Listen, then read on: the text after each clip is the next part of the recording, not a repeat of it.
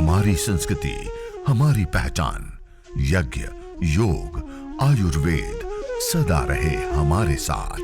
भारत के प्राचीन ग्रंथों एवं आधुनिक विज्ञान का दिव्य संगम, यज्ञ महिमा।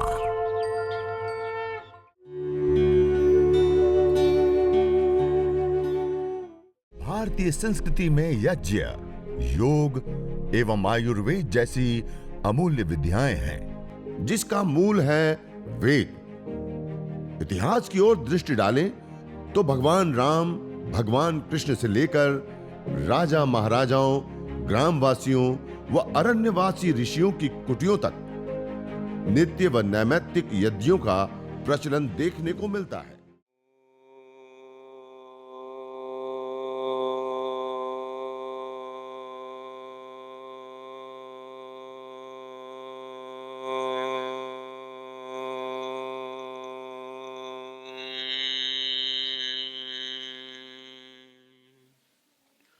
अग्निमीळे पुरोहितं यज्ञस्य देवमृत्विजं होतारं रत्नधातमम्। सर्वरक्षक परमपिता परमात्मा को, प्रभु को याद करते हुए आज आप सभी याज्ञिक योगी साधक भाई बहनों के बीच में आने का अवसर प्राप्त हुआ। आज हम सब मिलकर के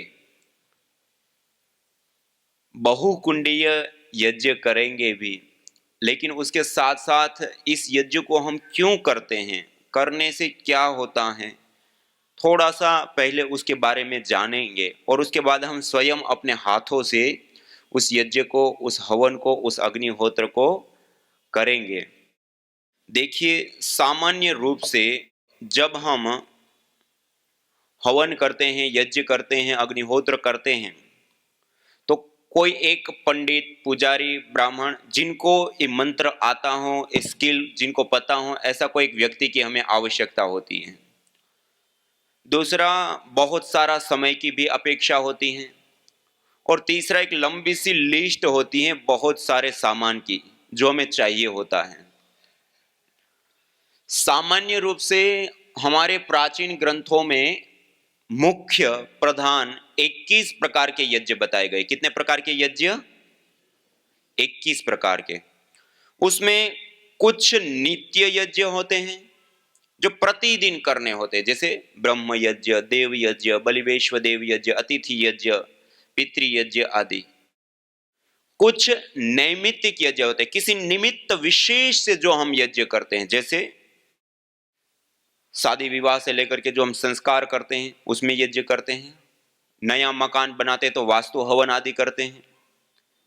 दीपावली, होली पर शारदीय नवसतषष्ठी, वासंती नवसतषष्ठी, जो नए अन्न आते हैं उसका सेवन करने से पहले हवन करते हैं। ऐसे अलग अलग जो किसी निमित्त विशेष से जो यज्ञ किए जाते हैं उसको कहते हैं नैमित्तिक यज्ञ।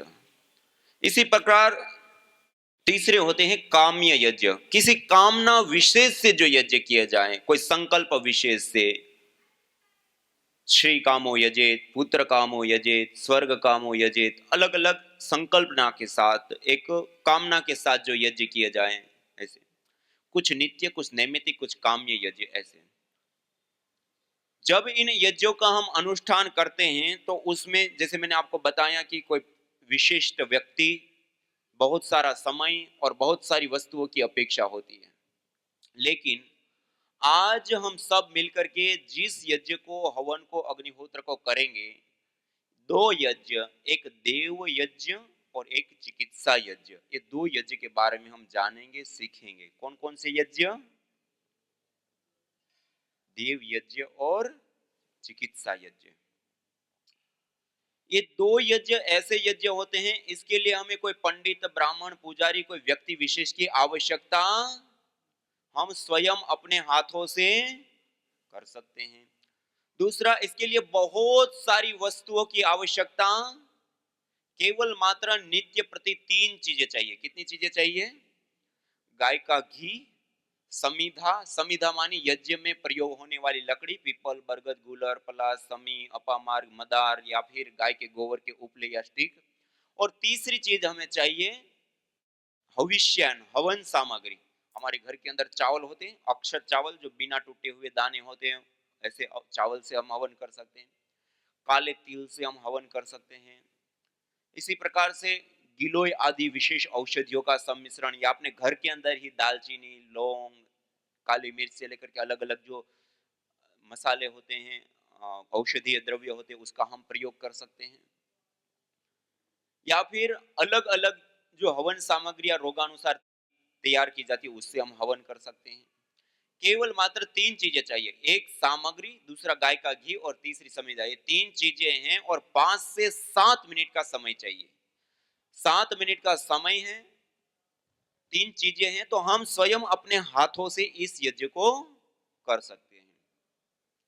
जब हम इस यज्ञ को करते हैं, हवन को करते हैं, अग्निहोत्र को करते हैं, तो उसके अपने अलग अलग विभिन्न लाभ होते हैं। सामान्य रूप से इसकी प्रक्रिया क्या होती है, कोई भी चीज को हम अग्नि में आहूत करते हैं, गाय का घी हो, जड़ी बूटी हो, उसको अग्नि में आहूत करते हैं। जब वो अग्नि में जल जाती है तो वो द्रव्य क्या हो जाता है, अग्नि में आपने गाय का घी डाला, सामग्री डाली, फिर क्या हो गया, उसका नष्ट हो गया। पहले हमारे पास बहुत सारा घी था, आहुति कर दिया, क्या हो गया, नष्ट हो गया, समाप्त हो गया। नष्ट शब्द का अर्थ क्या होता है, हम सामान्य रूप से क्या लेते हैं, सर्वथा अभाव। पहले था अब नहीं रहा। ये वास्तविक अर्थ होता है नस अदर्शने, नासह कारण लय, अपने कारण में लय हो जाना। जैसे एक पात्र के अंदर पानी है, उसको 100 डिग्री पर हम गर्म कर दे तो वो पानी क्या हो जाता है, क्या हो जाता है, वाष्प बन जाता है। पहले द्रव रूप में था, अब गैस फॉर्म में कन्वर्ट हो गया, रूपांतरित हो गया। ऐसे ही धरती पर का कोई भी द्रव्य का सर्वथा अभाव नहीं होता है। हर कोई द्रव्य जलने पर रूपांतरित होते हैं। क्या होते हैं, जब वो रूपांतरित होते हैं तो गैस फॉर्म में, पार्टिकल्स के रूप में, और गैस और एनर्जी के रूप में वो रूपांतरित होकर के वायु के अंदर आ जाते हैं। गैस, पार्टिकल और एनर्जी ऊर्जा के रूप में रूपांतरित हो जाते हैं। सामान्यतया गाय के घी के बिना हवन होता नहीं है। गाय के घी को जब हम हवन में आहूत करते हैं तो गाय का घी जब गैस फॉर्म में वो रूपांतरित होता है, परिवर्तित होता है, तो वह मल्टीपल कई गुना बढ़ जाता है। अभी जो परीक्षण हुए, वो परीक्षणों के आधार पे पता चला, एक गाय का घी की आहुति हम देते हैं अग्नि के अंदर, और जब गैस फॉर्म में कन्वर्ट होता है तो 1864 गुना गैस फॉर्म में कन्वर्ट हो जाता है।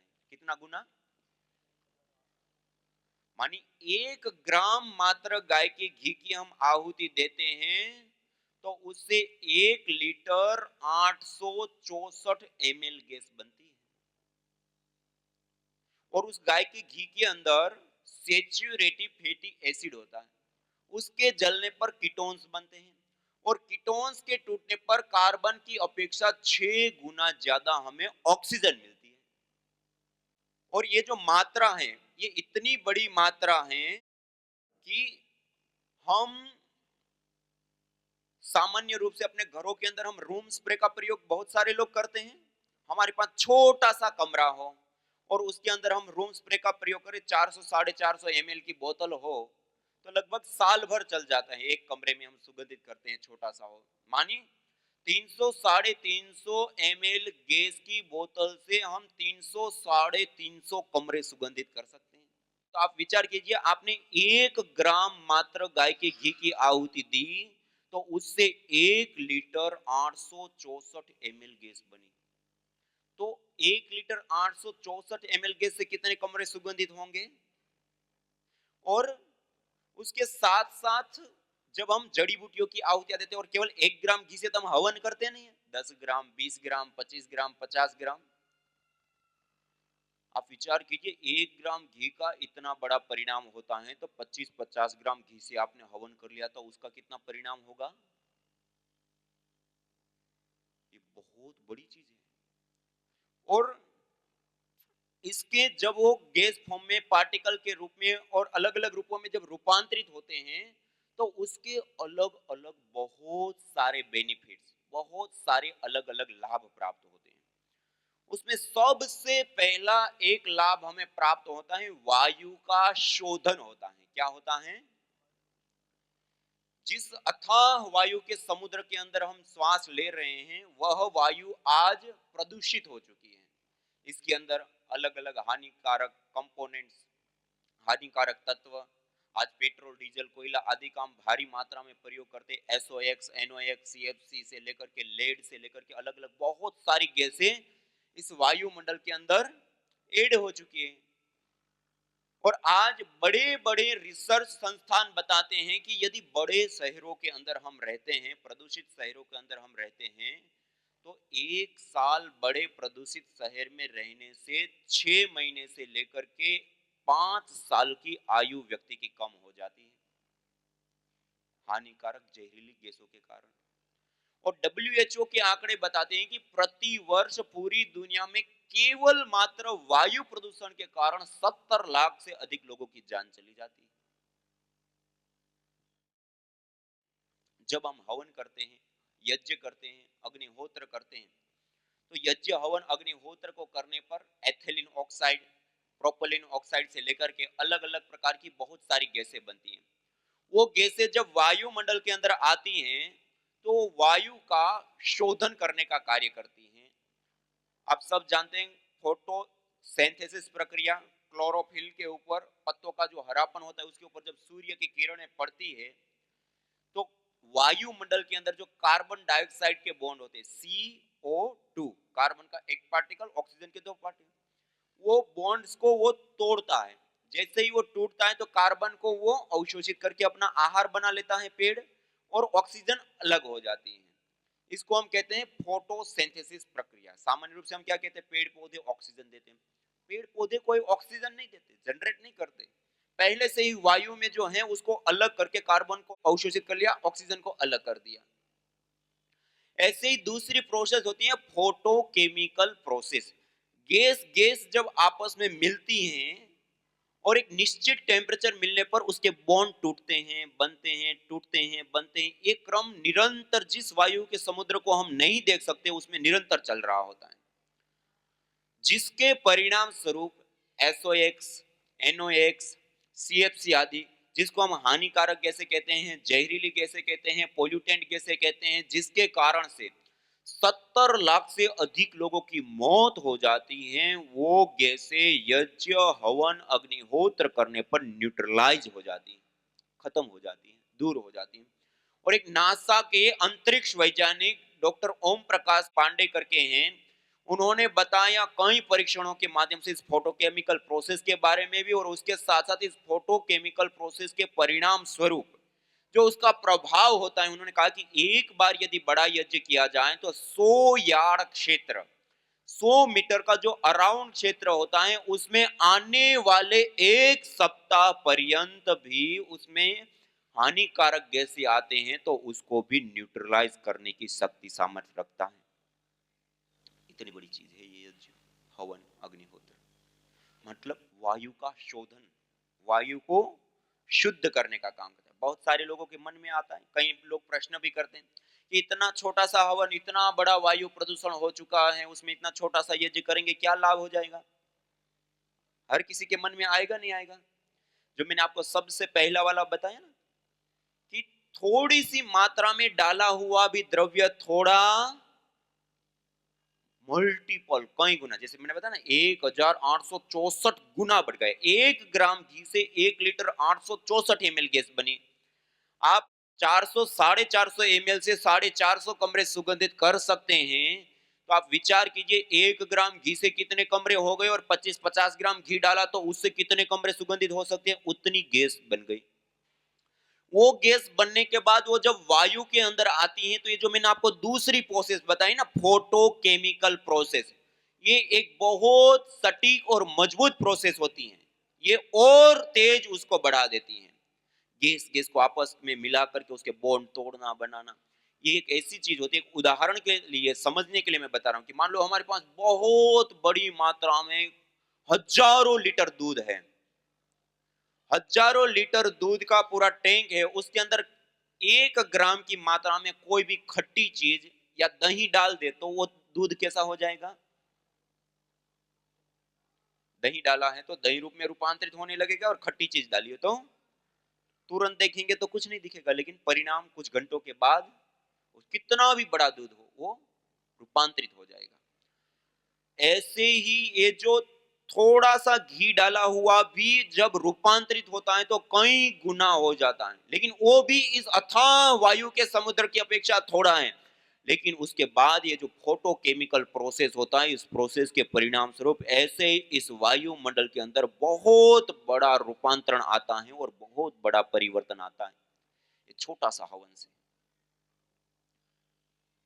उसके साथ साथ जब ये वायु का शोधन करता है, हानिकारक जहरीली वायु से जो हमें बचाता है, उसमें कई सारे ऐसे परीक्षण सामने आए कि अलग अलग प्रकार की जो गैसें होती है। और आप सब लोगों को विदित होगा, कुछ समय पहले भोपाल में, मध्य प्रदेश में गैस त्रासदी, मिथाइन आइसोसाइनाइड गैस का जब रिजाव हुआ था केमिकल कंपनी से, चारों ओर लाशें बीच चुकी थी। उसी के बीच में कुशवाहा परिवार, राठौड़ परिवार, ये ऐसे परिवार थे जो प्रतिदिन अपने घर के अंदर हवन किया करते थे। और उस समय भी उस त्रासदी के बीच में उन्होंने हवन किया, चारों ओर लाशें बीच गई और उसके बीच में वो जीवित बच गए। क्यों? हवन किया।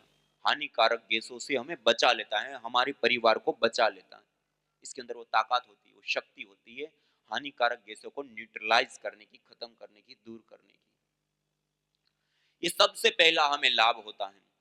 दूसरा एक महत्वपूर्ण और विशेष लाभ प्राप्त होता है। देखिए, हम जिस जीवन को जी रहे हैं, इस जीवन को जीने के लिए हमें शक्ति, ऊर्जा, सामर्थ्य चाहिए ना। शक्ति होगी तो हम चलेंगे, शक्ति नहीं है तो रुक जाएंगे। अब इस शक्ति को प्राप्त करने के लिए हम क्या करते हैं? शक्ति प्राप्त करने के लिए हम क्या करते हैं?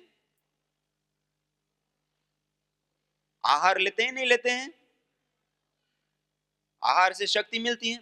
अब ये जो हम आहार ले रहे हैं, वो आहार कितने रूपों में लेते हैं? हम कितने रूपों में लेते हैं?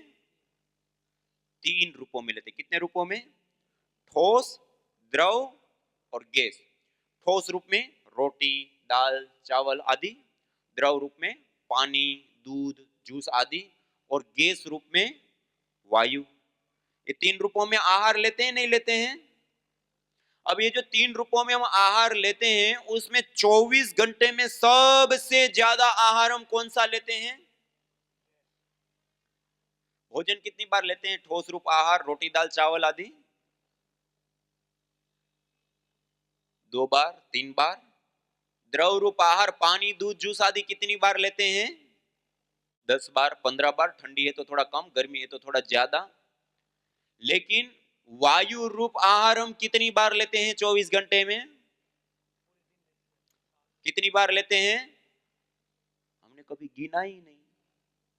निरंतर 24 घंटे, एनी टाइम, खाते पीते, उठते बैठते, चलते फिरते, यहां तक कि रात्रि को सोते समय भी हर एक सेकेंड कोई आहार हम ले रहे होते हैं, तो वायु रूप आहार हम ले रहे होते हैं। लेते हैं, नहीं लेते हैं?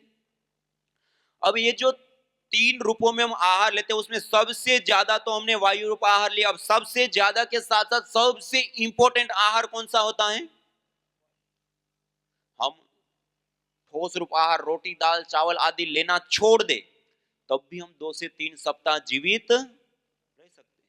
हम द्रव रूप आहार, पानी, दूध, जूस आदि लेना छोड़ दे, तब भी हम 2 से 3 सप्ताह जीवित रह सकते हैं। लेकिन हम गैस रूप आहार, वायु को छोड़ दे तो 2 से 3 मिनट भी जीवन संभव। मानी सबसे ज्यादा और सबसे इंपॉर्टेंट, जिसके बिना 2 मिनट भी हमारा जीवन नहीं चल सकता है, वो कोई आहार हमारा है तो क्या है? वायु। और उस वायु का शोधन करना, पोषण करना, संवर्धन करना, उसको मेडिकेटेड बनाना, उसको सुगंधित करना, उसके अंदर जीवनीय शक्ति का संचार करने का कार्य ये यज्ञ, हवन, अग्निहोत्र के माध्यम से होता है। इसलिए आयुर्वेद के ग्रंथों में सदवृत में स्वस्थ व्यक्ति को हमेशा स्वस्थ रहने के लिए प्रतिदिन यज्ञ करने के लिए कहा। प्रतिदिन यज्ञ करने के लिए कि हर रोज हम हवन करेंगे तो हमारा सबसे ज्यादा और इंपॉर्टेंट जो आहार होता है उसका शोधन पोषण और संवर्धन होगा, और उसमें हम रहेंगे तो हमारा आरोग्य अच्छा रहता है, हमारी आयु लंबी होती है। कहते हैं ना, जैसी वायु ऐसी आयु। तो ये उत्तम आयु चाहिए तो शुद्ध वायु चाहिए, शुद्ध वायु चाहिए तो ये हवन करना पड़ेगा। ये एक बहुत बड़ी चीज है। इससे अतिरिक्त एक विशेष हमें लाभ प्राप्त होता है। हम जिस इस अथाह वायु के समुद्र में श्वास लेते हैं ना, उसके अंदर दो प्रकार के पार्टिकल पाए जाते हैं, एक धन आवेशित कण और एक ऋण आवेशित कण। जहां पर शहरीकरण, औद्योगिकीकरण, भीड़ भाड़ वाले इलाके होते हैं, वहां के वायुमंडल के अंदर स्वाभाविक रूप से धन आवेशित कणों की बाहुल्यता पाई जाती है। जब हम उस वायुमंडल के अंदर रहते हैं तो उससे हमारी बॉडी के अंदर ब्लड सीरोटोनिन की मात्रा में भारी चेंज आते हैं, जिसके परिणाम स्वरूप हमारी पूरी बॉडी एसिडिक हो जाती है, अम्लीय हो जाती है। कैसी हो जाती है? अम्लीय, एसिडिक। जब हमारी बॉडी अम्लीय एसिडिक हो जाती है तो हमारे शरीर के अंदर अनेक प्रकार के रोग आने लगते हैं, उपद्रव होने लगते हैं। हम सामान्य रूप से दवाई लेते हैं, उससे भी वो ठीक होते नहीं। अधिक मात्रा में दवाई लेते हैं, उससे ठीक हो जाता है, दवाई छोड़ते फिर वापस हो जाते हैं वो रोग। क्यों? Body acidic. न जाने कितनों ने आहुतियां दी इन अमित्र रोगों के संतापों से, है वर्तमान भी आज दुखित, न पूछो भविष्य के प्रकोपों से। प्रत्युष पावनी होती जहां यज्ञानुष्ठान घर आंगन में, वहां मनुष्येतर सब झूमते शांति भरे सुख आनंद से। इदम हवीर यातो धाना नदी फेना इमाम वहत, अर्थात जैसे नदी का जल जाग को बहा ले जाता है, वैसे ही यज्ञ में आहूत की हुई हवि सभी प्रकार के रोग, दोष, ताप, संतापों को वैसे ही बहा ले जाती है जैसे नदी। जागो।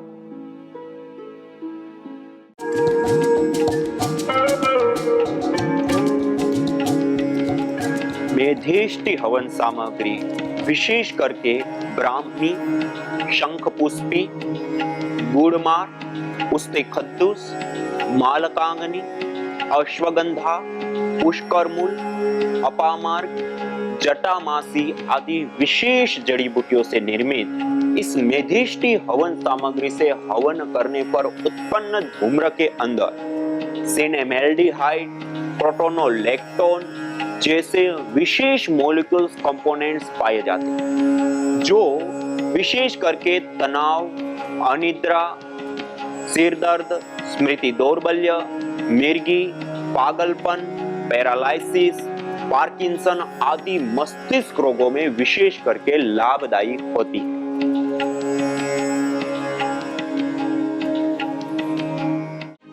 यज्ञ भारतीय संस्कृति का मूल है। तो आइए हम संकल्प लें, संसार के श्रेष्ठतम कर्म यज्ञ को अपनाएं। पिंड और ब्रह्मांड में संतुलन कायम करने वाले यज्ञ को अपने जीवन का अभिन्न अंग बनाएं एवं प्रकृति मां के प्रति अपने ऋणों को अदा करें। विश्व स्वास्थ्य का एक नारा, यज्ञ से होगा जग उजियारा। भारतीय संस्कृति की अमूल्य विरासत यज्ञ की महिमा को जानने हेतु वैदिक चैनल पर प्रतिदिन प्रातः एवं सायं 11:30 बजे यज्ञ महिमा कार्यक्रम से जुड़े। विशेष जानकारी हेतु संपर्क करें। मोबाइल 9068565306।